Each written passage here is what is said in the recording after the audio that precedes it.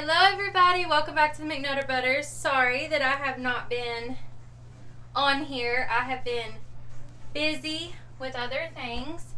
And honestly, it's kind of hard to figure out like what to do for videos for like 10 or more minutes.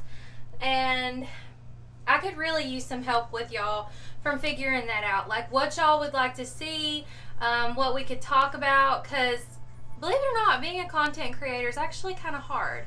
TikTok's pretty easy. Like you just, have other ideas from other people and it just works out.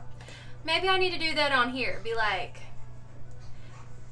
oh, they did this about a book recommendation. I like this book. I'll do that or something like that. I don't know. But either way, the question was posed, and since I'm also having a hard time finding time to get away from the kids to be able to do something, yeah, they're watching a little show right now so I can fold clothes. So I figured I would do this while they're watching that.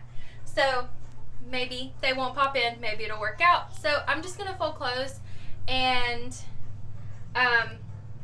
talk to you guys about the question that was given on a couple of my videos. And the question was, why did we quit using Ambleside, and why did I think it was not really just enough? So why we quit using Ambleside, first let me say why we loved it. Like, I loved how it was free, it was the Simply Charlotte Mason style, it was really nice. But there is some cons for me. I like the idea that it's free, and they say that you can find the books online and stuff like that. I do not like reading books online. I do not like that one itty bitty bit. And some people said, oh, you can get the books from your local library. No, I tried that. They had like two. They had Benjamin Franklin by Ingrid D'Aulaire. Am I saying that right? And they had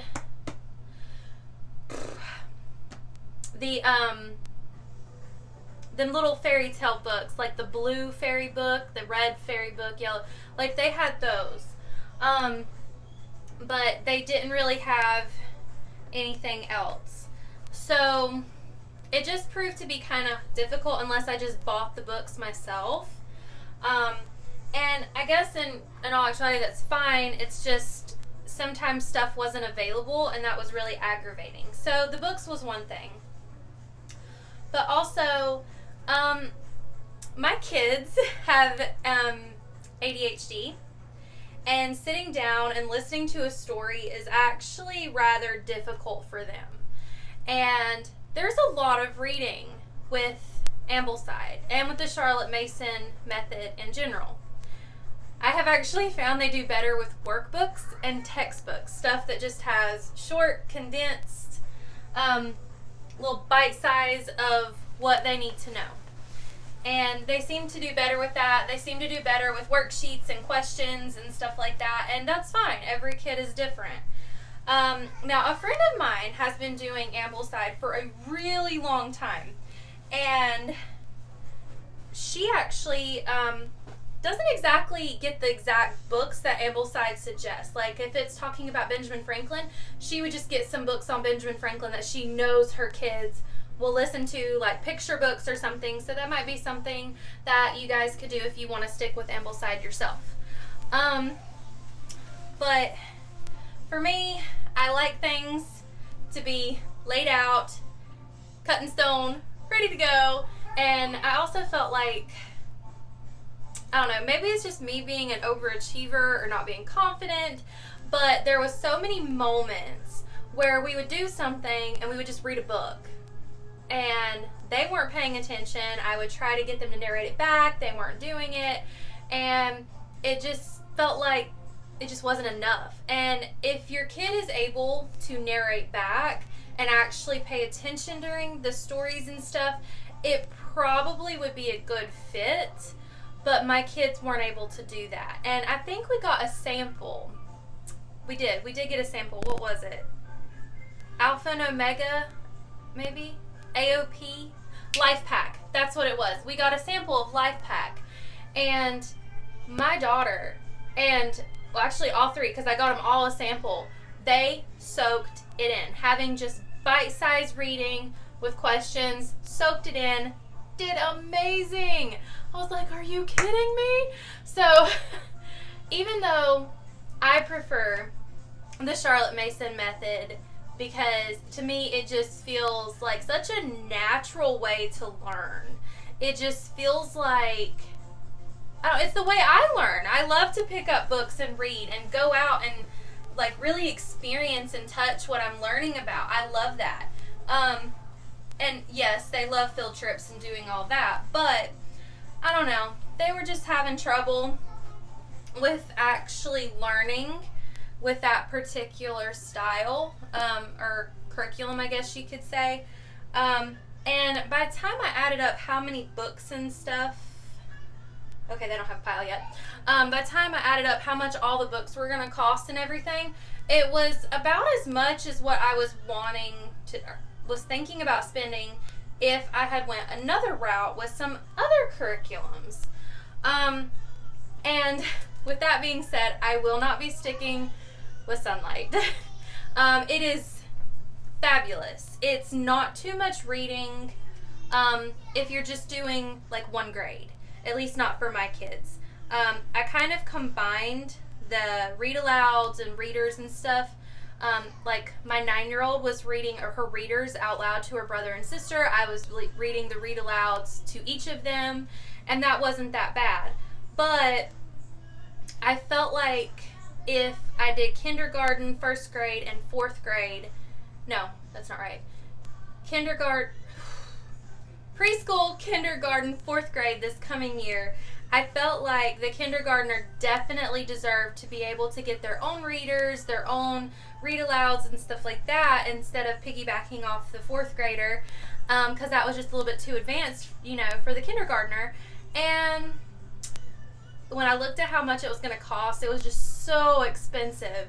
And I was like, education does not have to be that expensive. It just doesn't. So we started looking at some other options, not just trying to look at like a Charlotte Mason kind of method, but looking at it from a perspective of how our kids learn. And someone had posed the question on another YouTube video, how do you choose a curriculum without going crazy? And I'm like, talk to me. Tell me more. And she basically said you have to start with what is your main goal. What is your main goal for the school year? And it can change from year to year. Where one year your main focus may be just get this kid to learn to read. And of course you got to hit your main things, like they got to learn their math, they got to learn their reading, they got to learn their writing, all that. But what is your main goal for the year? And my main goal for the year, this coming year, is Christian character. Building Christian character. Because, I don't know, I've kind of seen it slipping a little bit while trying to squeeze in all of the reading that would go into just the educational materials. I was slacking on our Bible time. And, Sunday school can only do so much. That's 1 hour once a week. And I was slacking on that, and that's not a curriculum's fault. That's just me. But I've seen like some little attitudes come out in my babies that is not a Christ-like attitude or character, and I don't like it. So our main focus for this coming year, yes, we're going to get all of our main educational things, but also our main focus for this year is going to be a Christ-like character. And when I researched it from that perspective and how I found my kids to learn best, it was rod and staff made by the Mennonite Company. And we had a homeschool convention in our area. And we went to it and checked out a lot of different things. And rod and staff was there. And just loved every piece. So I literally got a full curriculum in preschool. They do not have kindergarten, which kind of threw me off. It goes straight to 1st grade from preschool. So I ended up getting the AOP Life Pack in the kindergarten for him, for the workbooks. There it is, for that. And I will be sure to try to do a video showing you guys exactly what I got. But we do more of a Monday through Thursday school kind of thing, and then Fridays are, yes. Can I put on some makeup? You can put on a lip gloss. Okay. What was it say? Okay, yeah. So we do Monday through Thursday kind of schooling, and then on Fridays it's usually our chance for field trips or play dates and stuff like that. So I was like, you know, there's some things that I'm gonna miss so much about the Charlotte Mason method, and it's like the picture study and the composer study and just the art and different little things. Lip gloss? Yeah, that's fine. So we decided that on Fridays we got a bunch of those cool things from Simply Charlotte Mason, and we're gonna add that in. That's gonna be our extracurricular kind of day. And so that way I still get well, not just me, but the kids also get that little bit of culture and just really fun stuff from the Simply Charlotte Mason that we enjoyed, but they're going to get the education that benefits them and their learning style. So, yeah. I feel like that's a really long way of getting around to saying we're not doing that Ambleside online anymore because our kids just ain't learning as well as they could be. Not because of Ambleside, but because my kids' learning style just doesn't seem to fit. And I know not every kid has ADHD. There's a lot of kids who can sit still and pay attention. And I don't really so much think that the kindergartner and the preschooler have ADHD as much as it just they got the wiggles. But now my oldest, who is 9, has been diagnosed with ADHD, and for hers it's not even a fidgety thing. It's in her mind. Like, you can be talking to her for an hour and she will stare at you and she'll smile. 5 minutes in, her mind is completely gone. She's done floated on 10 clouds far away.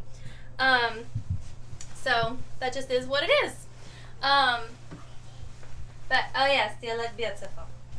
But okay, so I will try to get around to it. Hopefully not in another month, but hopefully pretty soon.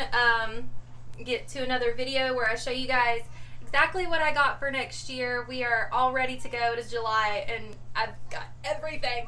I think I got everything at the convention because I was just so excited. So yeah. So I will show you guys that in another video. I hope this was helpful, and I hope y'all have a blessed day. See you guys next time.